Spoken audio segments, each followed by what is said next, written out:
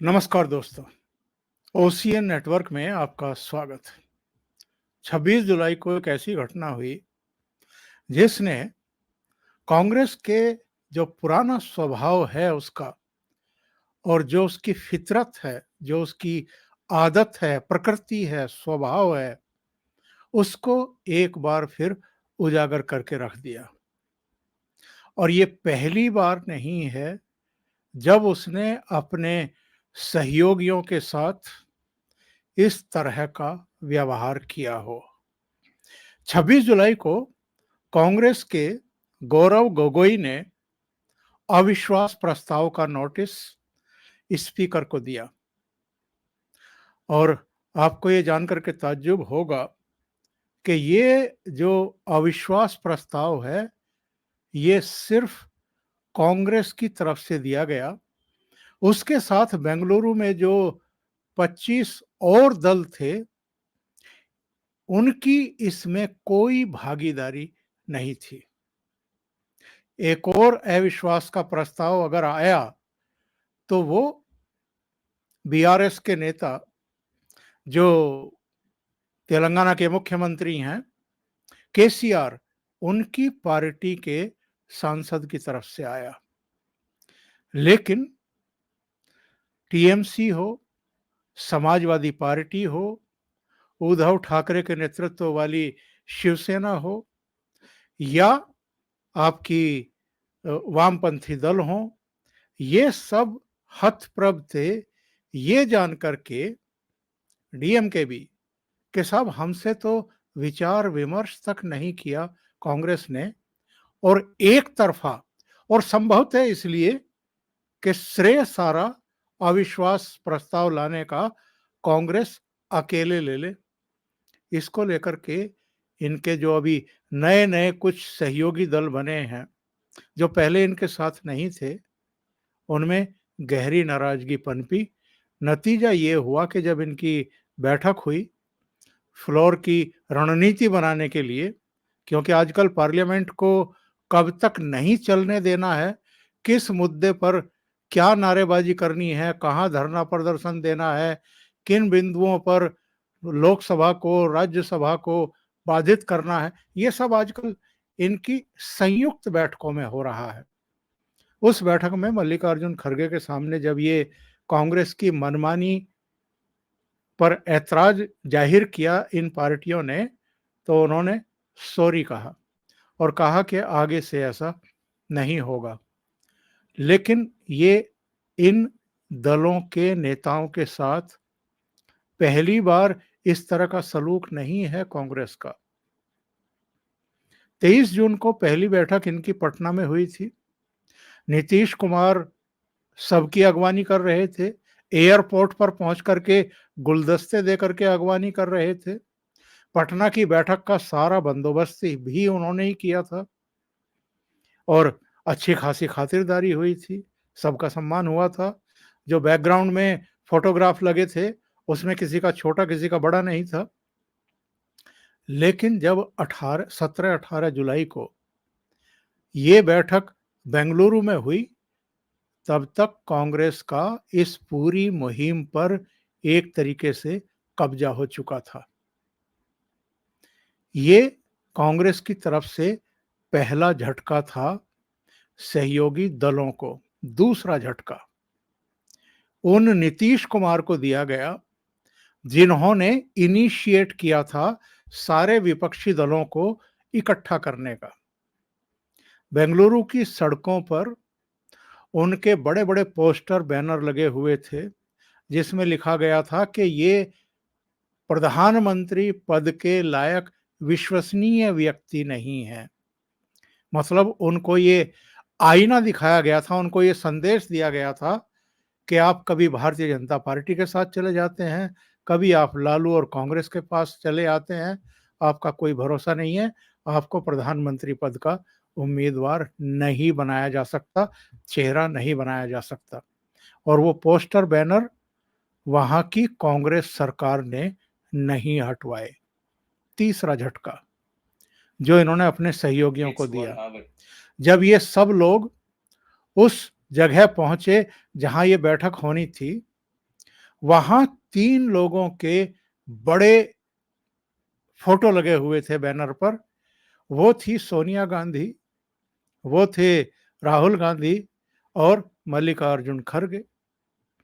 और बाकी के जितने ये आमंत्रित थे, चाहे डीएमके के नेता हों, टीएमसी के हों, उद्धव ठाकरे की पार्टी हो, शरद पवार की पार्टी हो, आम आदमी पार्टी हो, जितने भी थे ये, इन सब के एक गोल घेरे में छोटे-छोटे फोटो लगे हुए थे। और चौथा झटका, 26 जुलाई को एक तरफा फैसला लेते हुए कांग्रेस ने जो नोटिस दे दिया स्पीकर को, ये चौथा झटका था। और ये जो कुछ कांग्रेस कर रही है, वो एक कहावत है ना कि टोपी पहनाना, तो कांग्रेस ने तो अपने सहयोगी दलों के लिए ड्रेस कोड भी तय कर दिया है। पहले तो सोनिया गांधी, प्रियंका गांधी वाड्रा, राहुल गांधी और आपके खड़गे साहब, शशि थरूर से लेकर के इनके जितने भी आसपास के नेता थे, वो काले कपड़े पहनते थे। काले कपड़ों में, लिबास में प्रदर्शन करते थे दिल्ली की सड़कों पर। जब सोनिया गांधी, राहुल गांधी वगैरह से पूछताछ हुई थी ईडी की, और उसके बाद भी कुछ घटनाएं हुई थी, जिनको लेकर के ये 2 बार पहले काले कपड़े पहन करके विरोध प्रदर्शन कर चुके थे। और इस बार तो चूंकि वो INDIA इन्होंने एक गठबंधन बना लिया है, यूपीए खत्म करके, जिसमें 25-26 पार्टियां हैं, तो उन जो सहयोगी पार्टी के नेता हैं, उनको भी काले कपड़े पहना दिए हैं। ये जिस तरीके से बृहस्पतिवार को पार्लियामेंट पहुंचे काले कपड़े पहन करके, तो हमने संजय सिंह को भी देखा काले कपड़े पहने हुए, राघव चड्ढा को भी देखा। मुंबई से जो शिवसेना की नेत्री आई थी, प्रियंका चतुर्वेदी, उनको भी काले कपड़ों में देखा। कुछ और सहयोगियों को भी काले कपड़े में देखा। यानी आम आदमी पार्टी और शिवसेना, उद्धव ठाकरे गुट के तो नेताओं की मैं शिनाख्त कर पाया, इसलिए मैंने उनके नाम ले दिए कि वो काले कपड़े पहने हुए बैठे थे कांग्रेस के साथ में। लेकिन कांग्रेस ने जो तेवर दिखाने शुरू किए हैं, ये संकेत है। और ये सब कुछ जो नेता राहुल गांधी की लीडरशिप को स्वीकार करने को तैयार नहीं थे, और राहुल गांधी छोड़िए, कांग्रेस की ही लीडरशिप को स्वीकार करने को तैयार नहीं थे, वो अचानक कैसे इनकी छतरी के नीचे आ गए। अब बेंगलुरु के बाद से कैसे वो कांग्रेस के दिशा निर्देशों का पालन कर रहे हैं, क्योंकि बैठक जरूर होती है, विचार विमर्श जरूर होता है, लेकिन सारी चीजों को संचालित कौन कर रहा है? कांग्रेस के नेता। और दिशा कौन तय कर रहा है कि हमें क्या करना चाहिए? विषय कौन सुझा रहा है? कांग्रेस के नेता। बाकी नेताओं की भी सुनी जाती है, कुछ-कुछ सुझाव उनके भी मान लिए जाते हैं। तो ये अचानक हुआ कैसे? क्योंकि अरविंद केजरीवाल हो, ममता बनर्जी हो, केसीआर तो खैर ना बेंगलुरु गए, ना इनके साथ यहाँ पे इनकी बैठकों में उनके प्रतिनिधि मौजूद हैं। कई दूसरे लोग भी नहीं हैं, चाहे नवीन पटनायक हो, जगन मोहन रेड्डी हो, कई दूसरे चेहरे। अलग-अलग राज्यों की उनकी अपनी राजनीतिक मजबूरियां हैं, और वो कांग्रेस के साथ खड़े हुए दिखना नहीं चाहते हैं। लेकिन जो आ गए इनके साथ, ममता बनर्जी, आम आदमी पार्टी, अखिलेश यादव, कई लोग आ गए। ये क्यों आए? क्योंकि 2-3 घटनाएं घटी हैं। एक तो हिमाचल की इनकी जीत, हिमाचल के बाद कर्नाटक में जीत। और जिस समय हिमाचल के चुनाव हो रहे थे, उस समय सितंबर 2022 से कन्याकुमारी से इन्होंने जो कश्मीर तक की वो भारत जोड़ो तोड़ो यात्रा शुरू की थी, उसका जिस तरीके से इन्होंने कवरेज कराया मीडिया में और निरंतरता में, अपने सोशल मीडिया मंचों पर जितना राहुल गांधी को ग्लोरीफाई किया और जो एक माहौल बनाने की कोशिश की, उसका कहीं ना कहीं कुछ फायदा कांग्रेस को हिमाचल में भी मिला और कर्नाटक में भी मिला। कर्नाटक में जिस तरीके से जेडीएस और नीचे चली गई और कांग्रेस ऊपर चली गई, और जिस तरीके से वहाँ की जो मुस्लिम कम्युनिटी है, उसके जो सरपरस्त हैं, उन्होंने जिस तरीके से दावा किया है कि कर्नाटक में 88% मुसलमानों के वोट जो हैं वो कांग्रेस को पड़े हैं और बाकी 10-12% जो हैं वो जेडीएस को गए हैं। उसके बाद एक और घटना हुई थी। पश्चिम बंगाल के मुर्शिदाबाद जिले की सागर दिघी सीट के लिए उपचुनाव हुआ था। उस उपचुनाव को कांग्रेस जीती थी। हालांकि ममता बनर्जी चौकन्नी हो गई और उन्होंने उसको भी टीएमसी में ही मिला लिया। अकेला एमएलए था कांग्रेस का पश्चिम बंगाल में, क्योंकि जब विधानसभा के चुनाव हुए थे तो कांग्रेस की 0 सीटें आई थी, वामपंथियों की 0 सीटें आई थी। तो ममता बनर्जी ने उस एक को भी तोड़ लिया। लेकिन ममता बनर्जी को लगा कि जो ट्रेंड है सागर दिघी विधानसभा क्षेत्र में, मुसलमानों ने टीएमसी को वोट नहीं दिया, कांग्रेस को वोट दिया। तो उसको लगा कि कांग्रेस के साथ खड़े होने में ही भलाई है 2024 के लोकसभा चुनाव के मद्देनजर। नीतीश कुमार तो ऑलरेडी इनके लिए मुहिम के अगवा बने हुए थे। और आम आदमी पार्टी किस लिए आई? क्योंकि उनके 2 सहयोगी तो ऑलरेडी जेल में हैं। अरविंद केजरीवाल पर भी शिकंजा कसा हुआ है। तो जो मुसीबत उनके सिर पर आती हुई दिखाई दे रही है, उनको लगा कि इकट्ठा हो लिया जाए तो ज़्यादा अच्छा रहेगा, आगे चल कर के देखेंगे। लेकिन मेरी बात याद रखिएगा, जैसे ही लोकसभा चुनाव नज़दीक आएंगे, तब तक जूतों में दाल और भी परोसी जा चुकी होगी और बिखर चुकी होगी। और सीटों के बंटवारे को लेकर के अलग-अलग राज्यों में इन सारे जितने भी आईएनडीआईए के ये गठबंधन दल हैं, सहयोगी हैं, इनमें जूतम पेजार होना तय है। बहुत कम राज्यों में ऐसा होगा जहां सीटों का बंटवारा हो पाएगा। जो जहां जिस राज्य में प्रभावशाली भूमिका में है, वो वहां खुद सीटें तय करेगा, दूसरे दलों के लिए और अपने लिए भी। अगर ये होने दिया कांग्रेस ने, तब तो ये गठबंधन आगे बढ़ेगा, नहीं तो ये चुनाव से पहले ही टूट चुका होगा। मैं आपको कुछ घटनाएं बताता हूं कांग्रेस की, जो ये स्वभाव में, खून में और इनकी फितरत में जो ये धोखा और चालाकी है, जो इन्होंने नीतीश कुमार को किनारे लगा दिया, दीवार से लगा दिया पटना की बैठक के बाद। अब नीतीश कुमार बहुत नाराज हैं, गाल फुलाए बैठे हैं। लालू यादव भी बेंगलुरु में जो उनको तवज्जो नहीं मिली, सम्मान नहीं मिला, उससे नाराज हैं। इसके अलावा भी अब जो ये 26 जुलाई को इन्होंने एक तरफा अविश्वास प्रस्ताव का नोटिस दे दिया, उससे कई दलों के नेता नाराज हैं। इसके अलावा ऐसी बहुत सारी घटनाएं, इतिहास भरा पड़ा है कि जब कांग्रेस ने समय समय पर कुछ नेताओं के साथ इसी तरह का स्वभाव और फितरत दिखाई और धोखा और चालाकी की। बहुत सारे नेता इन्हीं चालाकियों की वजह से, धोखे की वजह से कांग्रेस पार्टी छोड़ करके अलग हुए हैं अतीत में।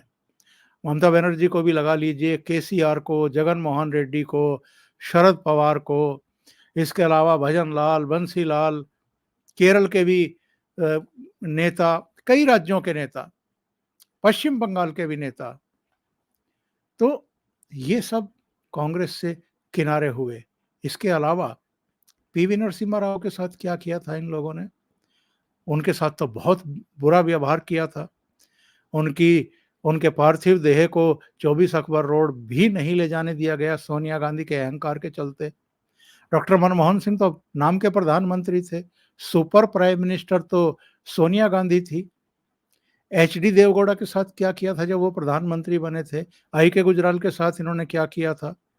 और उनसे पहले चंद्रशेखर के साथ क्या किया था, चौधरी चरण सिंह के साथ क्या किया था। सबकी सरकारें बनवाई, उनको समर्थन दिया और उसके बाद उनसे समर्थन वापस ले लिया गया। सरदार वल्लभ भाई पटेल के साथ क्या हुआ था? कांग्रेस कमेटी, अधिकांश कांग्रेस कमेटियों ने भारत का प्रधानमंत्री बनाने के प्रस्ताव पारित किए थे कि सरदार वल्लभ भाई पटेल को बनाया जाए, और गांधी जी ने वीटो कर दिया और नेहरू को प्रधानमंत्री बना दिया। सुभाष चंद्र बोस के साथ क्या किया था? सुभाष चंद्र बोस तो अध्यक्ष निर्वाचित हुए थे कांग्रेस के, और गांधी ने उन पर प्रेशर किया और इसका नतीजा ये हुआ कि उन्होंने इस्तीफा दे दिया। सवाल ये है कि ये जो इनकी फितरत है, चालाकी की, धोखाधड़ी की, इसके चलते कितने लोगों ने पार्टी से किनारा किया है, और कई राज्यों में इंदिरा गांधी के प्रधानमंत्री रहते हुए चुनी हुई सरकारों को बर्खास्त किया गया, राष्ट्रपति शासन लगाया गया। एक आंकड़ा तो पिछले दिनों नरेंद्र मोदी ने ही दिया था कि 52 बार इंदिरा गांधी के प्रधानमंत्री रहते हुए 356 का दुरुपयोग किया गया था, चुनी हुई सरकारों को बर्खास्त किया गया था। अनेक नेता इनके अभी हाल में भी पार्टी छोड़ करके गए हैं। गुलाम नबी आजाद, कपिल सिब्बल, इसके अलावा आरपीएन सिंह, ज्योतिरादित्य सिंधिया, जितिन प्रसाद, कितने लोगों के नाम गिनाए जाएं, वो सब पार्टी छोड़ करके गए हैं। वो क्यों गए हैं? और हालात इनके ये हैं कि इनका अहंकार जो है वो खत्म होने का नाम नहीं ले रहा है। आज भी मैं राहुल गांधी का एक बयान देख रहा था, कह रहे थे कि ये जो भारतीय जनता पार्टी है, ये सत्ता में बने रहने के लिए कहीं भी आग लगवा सकती है। मणिपुर में इन्होंने आग लगवा दी सत्ता में बने रहने के लिए। क्या राहुल गांधी इतने अल्पज्ञानी हैं? क्या उनको पता नहीं है कि इंदिरा गांधी की हत्या के बाद दिल्ली में और देश के दूसरे हिस्सों में क्या हुआ था? सिखों का जो कत्लेआम हुआ था, दिल्ली में जो आगजनी हुई थी, घर जलाए गए थे, जलते हुए टायर सिखों के, बुजुर्गों के भी गले में डाल दिए गए थे, उनको जिंदा जला दिया गया था। तो जो बात आप आज मणिपुर को लेकर के भारतीय जनता पार्टी के बारे में कह रहे हैं, क्या 1984 की घटना आप पर लागू नहीं होती, आपके पिताजी पर लागू नहीं होते जो उस समय प्रधानमंत्री थे, और पीवी नरसिम्हा राव उस समय गृह मंत्री हुआ करते थे? 3 दिन तक तो दिल्ली में सेना नहीं बुलाई गई थी। क्या बात करते हैं? और ऐसे अनेक दृष्टांत मैं दे सकता हूं। तो कहते हैं कि मणिपुर में प्रधानमंत्री की दिलचस्पी नहीं है। हकीकत क्या है? हकीकत ये है कि जिस तरीके से प्रधानमंत्री की लोकप्रियता बढ़ रही है और उनको श्रेय मिल रहा है बहुत सारी योजनाओं परियोजनाओं का, और जिस तरीके से जनवरी 2024 में भगवान राम का जो मंदिर बन रहा है उसके कपाट खुलने वाले हैं, ऐसी बहुत सारी योजनाएं और भी जमीन पर उतरने वाली है। अभी नई पार्लियामेंट का लोकार्पण हुआ है। एक दिन पहले ही प्रधानमंत्री ने प्रगति मैदान में इंटरनेशनल एग्जीबिशन और जो कन्वेंशन सेंटर है वो समर्पित किया है, जो बहुत ही भव्य और दिव्य बना है। एक्सप्रेस वे, हाईवेज, वाटरवेज, हवाई अड्डे, रेलवे स्टेशन, कायाकल्प हो रही है। अर्थव्यवस्था जिस तरीके से हमारी 5वें स्थान पर पहुंच गई विश्व में, ये नहीं चाहते कि उनको श्रेय मिले और उनकी लोकप्रियता और बढ़े। यही वजह है कि हल्ला मचाओ, पार्लियामेंट रोको, शोर मचा करके जो उपलब्धियां पूरे देश को दिखाई दे रही हैं और विदेशों को भी दिखाई दे रही हैं, उसको ओवरलैप करो। ऐसा माहौल बनाओ जैसे और कुछ हो ही नहीं रहा है। ये आलम है। और अब तो कांग्रेस ने, अभी कितना समय हुआ है इस नए गठबंधन को बने हुए? 18 जुलाई को इसकी घोषणा हुई थी ना, अभी तो जुलाई खत्म भी नहीं हुई है। उससे पहले ही कांग्रेस ने अपने सहयोगियों को भी पैंतरे दिखाने शुरू कर दिए हैं। अभी के लिए इतना ही। बहुत बहुत धन्यवाद। अगर आपको ये चैनल और इसके कंटेंट पसंद आ रहे हैं तो लाइक करें, कमेंट करें, वीडियो को शेयर भी करें। अभी तक अगर आपने ये चैनल सब्सक्राइब नहीं किया है, तो सब्सक्राइब कर लें और साथ में लगे बेल आइकॉन को दबाना ना भूलें, ताकि आगे आने वाले वीडियो और उनके नोटिफिकेशन आप तक पहुंचते रहें। बहुत-बहुत धन्यवाद। नमस्कार।